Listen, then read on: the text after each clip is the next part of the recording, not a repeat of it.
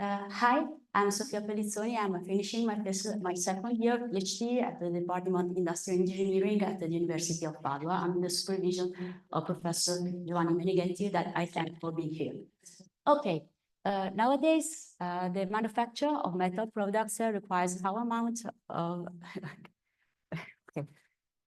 nowadays, the production of metal products requires high amounts of energy and has a stronger impact on the environment. So, as a response to this, in 2022, the European Engine Project was launched with the aim of developing a new design and manufacturing system to be applied then to a marine engine supply chain.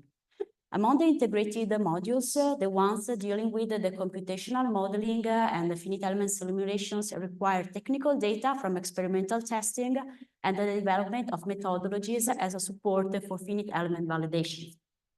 So, since marine engine components are characterized by notched geometries on one side and internal defects on the other side, plus they are subjected to multi-axial loading condition, my contribution for the PhD research deals with investigating the notch and defect sensitivity, including different loading conditions and the influence of process parameters. So, to do this, plain, severely notched, and bluntly notched geometries have been readily extracted from a big end bearing head and then subjected to bending, torsion, as well as combined bending and torsion in phase and out of phase, and adopting two nominal biaxiality ratio. The multiaxial test bench is characterized by a vertical support where one specimen end is fixed with wedges, while the other one is fixed to a lever arm connected to two independent servo-hydraulic actuators driven by digital control. Limited to the notched geometries, the direct current potential drop method was adopted to define the crack initiation life. In particular, according to first Ohm's law, by keeping constant the current flowing through a stressed body, the crack initiation can be detected with the potential drop increment, since the electrical resistance of the body increases on the next section where the crack propagates. Here is a picture of our experimental setup. We decided to acquire two potential drop signals by positioning probes on opposite sides, experiencing the maximum bending stress. Some interesting comments emerge from the observation of the fracture surfaces, in particular under bending, crack initiated on the points experiencing the maximum bending stress, then the crack propagates according with the semi-elliptical shapes, and thus resulting is an almost flat fracture surface. Conversely, for all the other loading combinations, cracks initiated all around the next section profile, and more in detail for the notched geometries, the typical factory roof morphology was evidenced. Under torsion loading, peaks are almost smoothened and lots of powder is visible on the surface. This is also because of the sliding and the friction contacts between the fracture surfaces. Conversely, for the proportional loading, peaks are more pronounced and visible. This is because no powder or debris was seen while the tests were running. The preliminary synthesis was performed according to von Mises equivalent stress amplitude, which provides a reduced scatter limited to the plane geometry experimental results. The scatter increases as soon as a shape vector is introduced with bluntly notched geometry first and the severely notched geometries later. In particular, von Mises doesn't take into consideration the different loading conditions on severe geometry. This can be seen by comparing proportional loading and non-proportional loading configuration obtained assuming the same nominal biaxiality ratio, which is square root of 3. In any case, from the statistical reanalysis of about 150 experimental data, the calibrated scatter band curve here evidenced shows a stress-based scatter index of about 2 and an inverse slope of about 7. Now, moving to the approach that was applied in this research work, the strain energy density averaged over a control volume represents a good fatigue damage parameter for notched component synthesis. According to literature, the control volumes are modeled as a circular sector for sharp notches and as a crescent shape for blunt notches. The failure criterion adopted coincides with the crack initiation, which occurs when the crack length reaches the same structural volume size. This leads that the structural volume size needs to be calibrated. Calibration of volume sizes is performed by equating at the same failure condition and at the same fatigue life the strain energy density trends evaluated for different control volume size and related to severe geometry and the plane geometry subjected to the same loading condition. In particular, calibration of control volume size at crack initiation requires the initiation life to be determined. So, to determine this, an iterative procedure was followed where the average set was directly evaluated from finite element results. Dealing with the finite element analysis, geometries have been modeled assuming 10 structural volume sizes ranging between 0.1 and 1 millimeter, following mesh, adopting 8-node brick elements, ANSYS, keeping 0.05 element size inside the volume and leaving the mesh cores outside. Material model is described with the kinematic hardening behavior described by the stabilized cyclic curve, while the loads applied in the finite element model were exactly the same as the experimental ones. Once the model was solved for each element inside the structural volume, all stress and strain components have been extracted along a life cycle, and the corresponding hysteresis loops have been evaluated.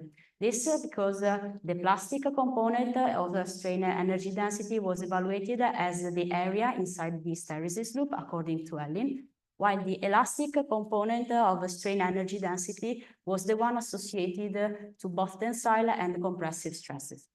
The total strain energy density for each element is due to the sum of both the plastic and elastic contribution for each stress component.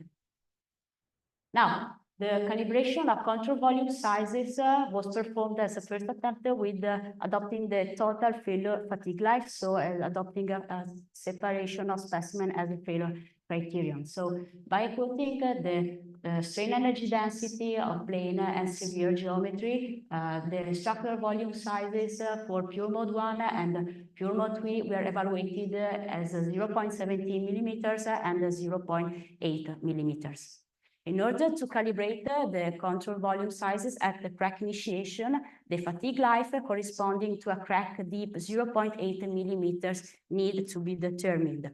So the DCPD was adopted since the potential drop signal can be related with the calibration to the physical crack size for a specific geometry subjected to a chosen loading condition. In this case, let's take as example the torsional loading with the severe geometry. So a crack deep depth with 0.8 millimeters corresponds to a potential drop increment of about 12%. So assuming this as a new failure criterion, the strain energy density trend for severe geometry can be updated and the following new structural volume size can be determined from the intersection with the plane specimen geometry trend. By doing this iterative procedure several times until convergence, the final value of a structural volume size at crack initiation for pure mode 3 was estimated at around 0.4 millimeters. And extending the same exercise to pure mode 1, the structural volume size for pure mode 1 at the crack initiation resulted about 0.14 millimeters. The last step deals with the evaluation of initiation life. So this was performed with the DCPD, in particular for plane specimen. DCPD acquisitions evidenced that the initiation life almost coincides with the specimen total separation. This is different for the V-notched specimens. In particular, initiation life is defined for pure bending when the crack reaches the same size as mode 1 structural volume, while under torsion, initiation is defined when the crack length reaches the mode 3 structural volume size. Now, focusing, for example, on the pure bending case, so crack length equal to the structural volume size for pure mode 1 corresponds to potential drop increment of 0.1%. By inserting this value in a DCPD acquisition performed under pure banding, the initiation life corresponding to a crack of this size can be detected. The same thing has been done for the torsional loading, where the calibration curve obtained under pure torsion was employed.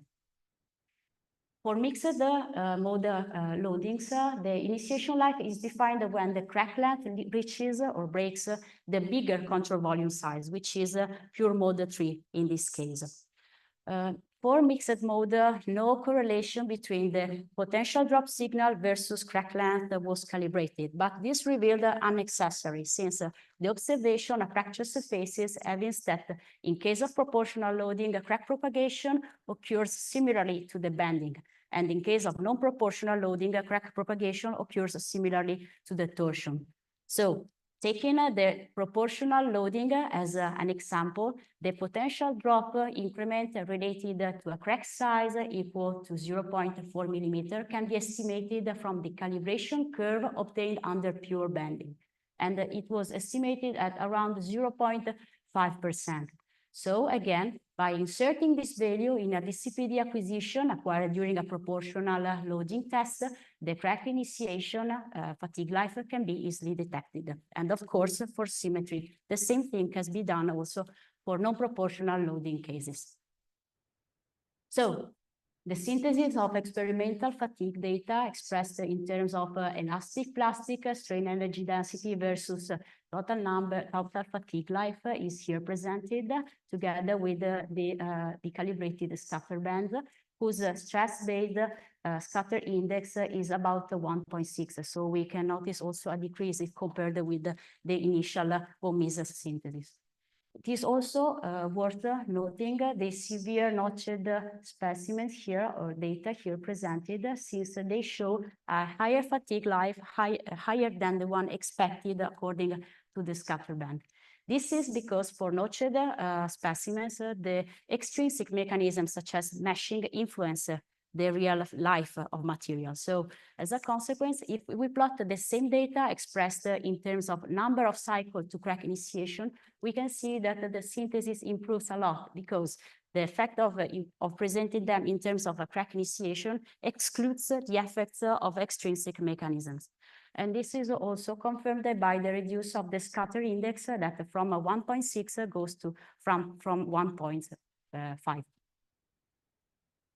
Okay, so these are the conclusions about the 150 experimental results obtained from multi-axial fatigue tests performed on plain and notched specimens have been synthesized according to the elastic plastic strain energy density approach.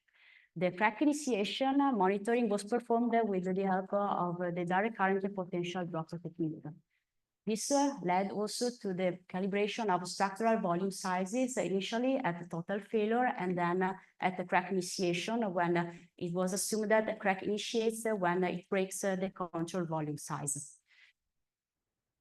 A significant reduction of the scatter index has been obtained, passing from Mises, where it was about 2, to an elastic plastic versus a total failure synthesis to 1.63, to an elastic plastic versus crack initiation synthesis at 1.5.